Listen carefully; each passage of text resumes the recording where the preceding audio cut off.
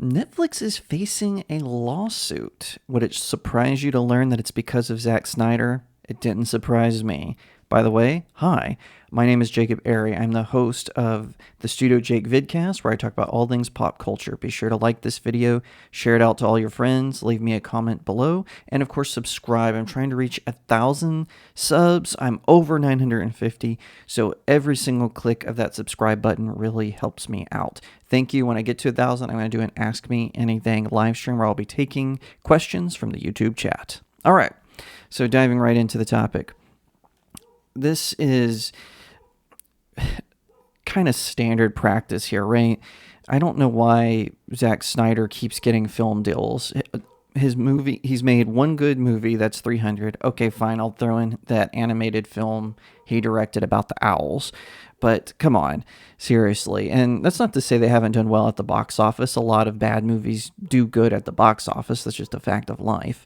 But still, his movies, they lack any sort of real vision, any sort of character depth. The man doesn't understand character development at all or story progression. He's just another typical woke Hollywood director. At least with some woke directors, they try to bring some originality. A lot of times they fail, obviously, Elizabeth Banks being one of them. But with Zack Snyder, he steals from other directors and then says, oh, look what a genius I am. He's just such a hack. But anyway, it stands to reason that this was going to happen. I actually predicted that there would be a lawsuit over Rebel Moon. And by the way, I'm not a lawyer, so no legal advice here. But I thought it would come from somewhere else because Rebel Moon is a sci-fi video game series. I believe there's 2 video games in the series.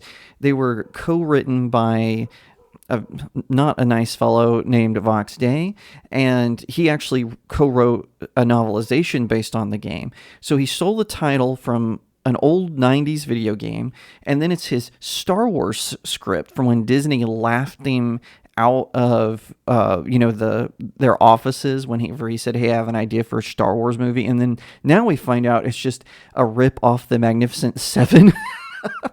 So he wanted to write a Star Wars movie but he just ripped the plot from the Magnificent Seven. Well, now, so then he moves it to Netflix where he's claiming it's his original story.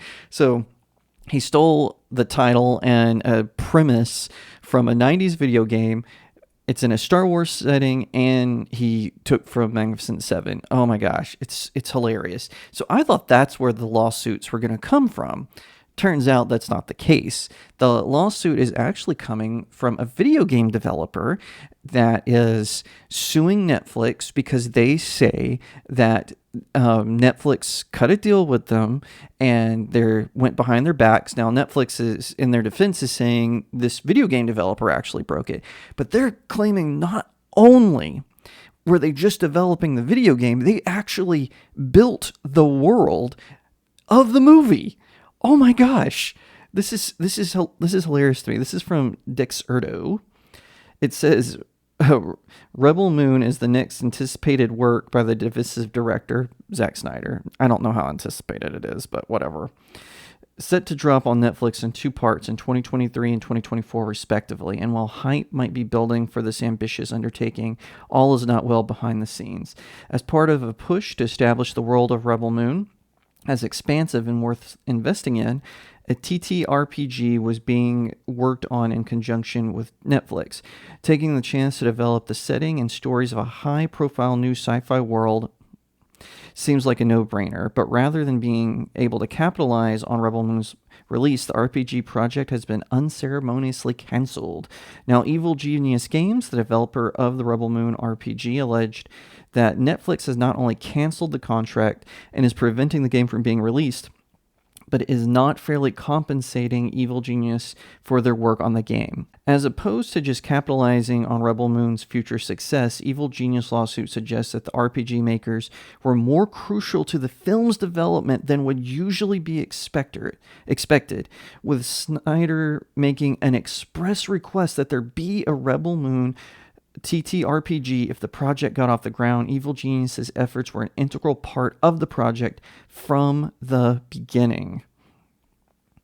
So I'm going to skip ahead. This is Netflix's response. Netflix claims that Evil Genius breached confidentiality by showing off pre-release artwork to retailers at the Gamma Expo. While Evil Genius does not dispute this action, they have argued that Netflix had no issues with the artwork being shown prior to the incident.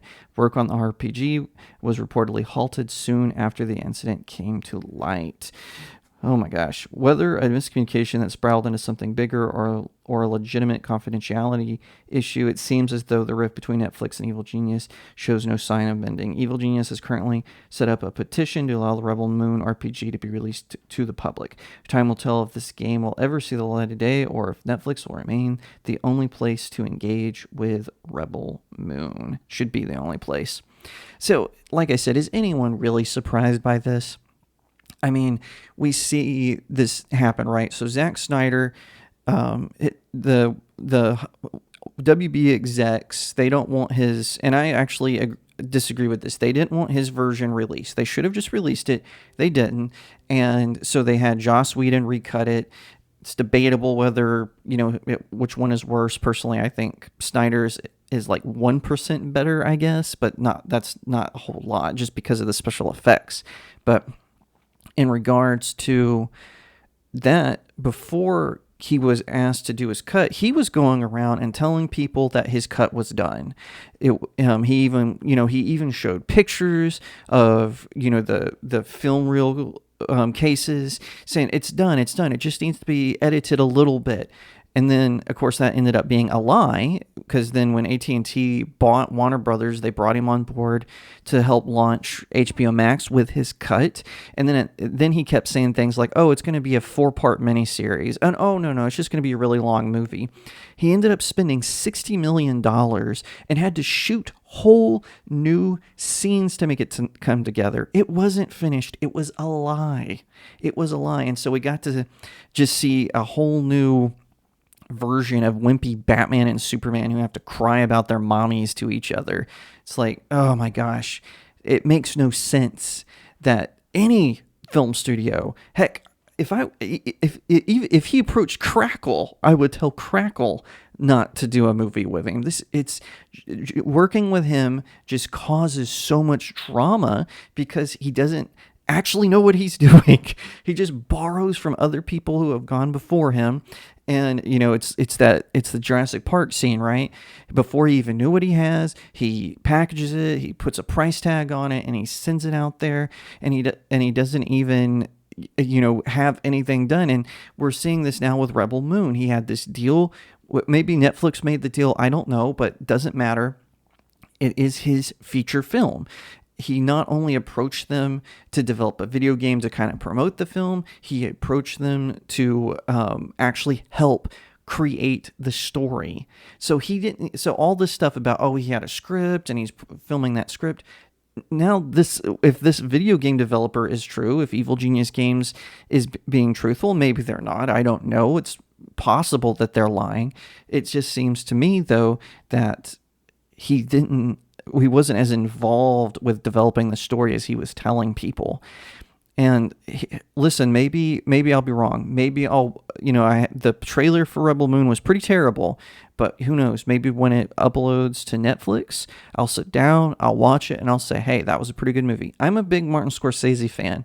I've only seen one Martin Scorsese fan that I thought was terrible, and that was The Irishman. All of his other movies that I've seen, I haven't seen all of the movies he's ever directed, but of the movies that he has made that I have seen, such as Cape Fear, Taxi Driver, The Departed, etc., I think he's a phenomenal director.